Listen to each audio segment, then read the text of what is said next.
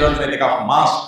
ইতিকাফটা যদি আপনি শেষ 10 দিন মসজিদে করতে পারেন এবং ইতিকাফ বসে অতিরিক্ত অপ্রয়োজনীয় মোবাইল টিপাটিপি বন্ধ করতে পারেন, অটোমেটিকলি আপনার রমজানকে আপনি সার্থক করতে পারবেন ইনশাআল্লাহ।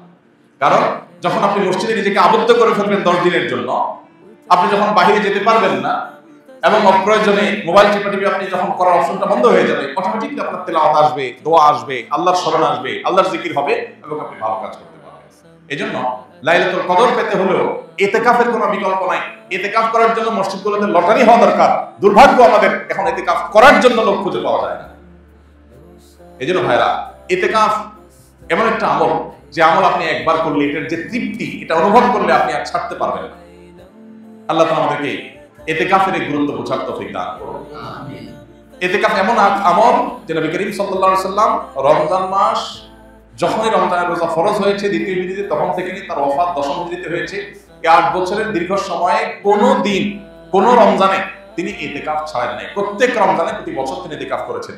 যে আমল প্রিয় নবীজি একটি রমজানে একটি বছরও ছাড়েন নাই, সেটা আপনি জীবনে 1 বছরও করেন নাই। বেশিরভাগ মুসলিমদের অবস্থা। এখানে হাত তুলতে বলা হয়, কারা কারা জীবনে ইতিকাফ করেছেন? অল্প কিছু হাত উঠবে। বেশিরভাগ মানুষ জীবনে একবারও বসেন নাই। যেটা রাসূল সাল্লাল্লাহু আলাইহি ওয়াসাল্লাম জীবনে একবারও ছাড়েন নাই, সেটা আপনি জীবনে একবারও করেন নাই। আপনি কি উম্মত, কি জান্নাত প্রত্যাশী, আপনি নিজের মূল্যায়ন নিজে করেন। রাসূল সাল্লাল্লাহু আলাইহি ওয়াসাল্লাম জীবনে যেটা ছাড়েন নাই, এটা আপনি এক দুবার হলে তো করবেন। এজন্য ইতিকাফ করার নিয়ত করব তো ইনশাআল্লাহ। এখন থেকে বলতেছি, কারণ ইতিকাফ 20 রমজান সন্ধ্যা সূর্য ডোবার আগে আগে আপনাকে শুরু করতে হবে। তখন বললে তো আর আপনি প্রস্তুতি নিতে পারবেন না। এখন আগে থেকে বললাম, এর মধ্যে আপনি প্রস্তুতি নেন, প্রিপারেশন নেন, পরিকল্পনা করেন। তাহলে এই চতুর্মুখী চেষ্টা যদি আপনি করেন, তাহলে ইনশাআল্লাহ আপনার এই মাসটাকে আপনি সাকসেস করতে পারবেন। আল্লাহ আমাদেরকে রমজানের সকল অর্জন, সকল সুফল, সকল মাগফিরাত, নাজাত, রহমত, বরকত, কল্যাণ, সওয়াব, আজর, এগুলোকে আল্লাহ তাআলা আমাদের আমলনামায় নিজের ঘরে তোলার তৌফিক দান করুন। আমিন। ভাইরা আমার, বহু মানুষ আমাদের সাথে এই মসজিদে হয়তো গত রমজানে ছিলেন, এই রমজানে তারা নাই। আমরা এখানে যারা বসে আছি এখন, আমি কিংবা আপনি, হয়তোবা সামনের রমজানের আগে আগে দুনিয়া থেকে আমরা চলে যাব। সামনের রমজানে আমাদের এই মসজিদ থাকবে, আমরা অনেকে এখান থেকে আমাদেরকে তুলে নেওয়া হবে শেষ। এটাই জীবনের শেষ সুযোগ, এটাই জীবনের শেষ রমজান। সেই চিন্তা থেকেই আসলে রমজানের অবশিষ্ট দিনগুলোকে যথাযথভাবে কাটানোর চেষ্টা করি। প্রতিদিন একটা সময় অবশ্যই আল্লাহর কাছে বিশেষভাবে দোয়ার মনোনিবেশ করি। রমজান মাসে দোয়াটা খুব বেশি হওয়া দরকার, দোয়া আমাদের হয় না। কমপক্ষে 5-10 মিনিট হাত তুলে চোখের পানি ফেলে আল্লাহর সাথে 10টা মিনিট আপনি ডেইলি কথা বলেন। 24 ঘন্টার মধ্যে 10টা মিনিট দোয়ার জন্য বরাদ্দ রাখেন। ইফতারের আগে হুলস্থুল কোনোভাবে আমরা থামাইতে পারি না। ইফতারের 15 মিনিট আগে বাসার সমস্ত আয়োজন স্টপ করে দেন, যা যেখানে আছে এইভাবে। পেঁয়াজি এখনো চুলার উপরে আছে, চুলা বন্ধ করে দেন। এই পেঁয়াজি মাগরিবের পরে খাবো আজকে আর দরকার নাই, কারণ এখানটা করতে গেলে আজকের দোয়াটা মিস হয়ে যাবে। 15 মিনিট আছে, এখন পরিবারের সময় আল্লাহর কাছে হাত তুলে ইফতারের আগে দোয়া কবুল হয়।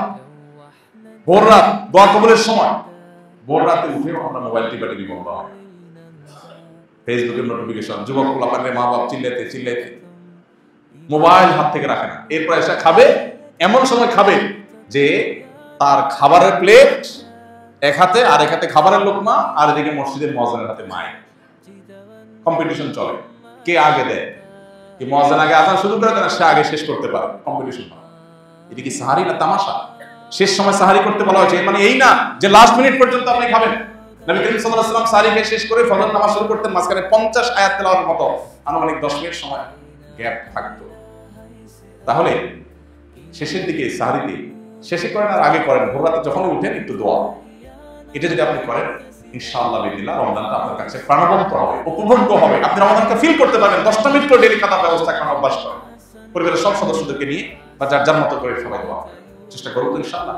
আল্লাহ আমাদেরকে তৌফিক দান করুন। যারা জিনের উপদ্রবের শিকার হয়েছে, ব্ল্যাক ম্যাজিকে যারা আক্রান্ত হয়েছেন, এবং যারা এটা রুকিয়া শরঈয়া করেছেন, শরঈ ঝাড়ফুঁকের শরণাপন্ন যারা হয়েছেন, সাবি যারা নিয়েছেন, তারা জানবেন খুব ভালো করে যে কোরআন তার সবচেয়ে বড় মিরাকল হলো কোরআন আল্লাহ রাব্বুল আলামিনের এমন এক কালাম, এমন এক গ্রন্থ যে এইটা তেলাওয়াতের ফলে অনেক রোগ, অনেক অসুখ, অনেক আধ্যাত্মিক সমস্যা, এমনকি জিন জাদুর যে সমস্যা, এটা ট্রিটমেন্ট তেলাওয়াতের মাধ্যমে হয়ে যায়।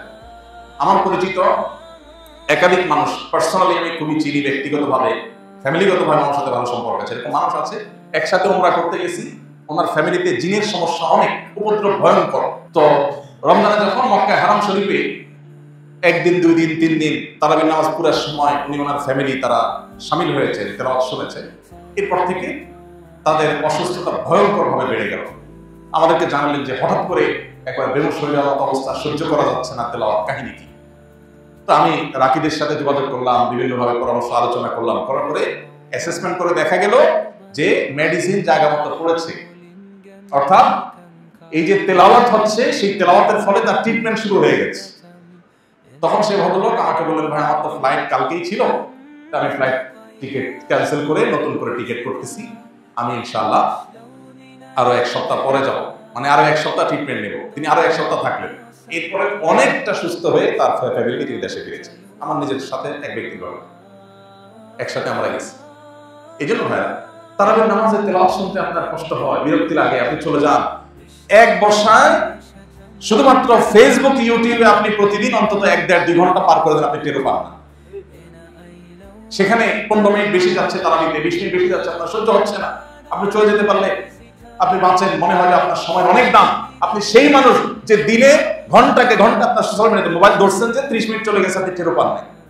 যার শুধু একটা মেসেজ চেক করার জন্য পকেটে বের করছেন, কোথাকার মেসেজ থেকে কোথায় চলে গেছেন আপনি জানেন না, আধা ঘন্টা শেষ, 40 মিনিট শেষ। সেই মানুষ যদি তারাবির নামাজে আপনার কাছে বিরক্তি মনে হয়, সময় দিতে কষ্ট মনে হয়, তাহলে কি জবাব আল্লাহর কাছে দিবেন?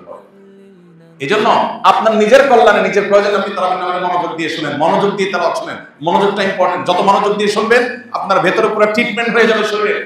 মুসলমানদের ঘরে আজকে যত অকল্যাণ, যত জিনের উপদ্রব, যত ব্ল্যাক ম্যাজিকের উপদ্রব, ঘরে ঘরে।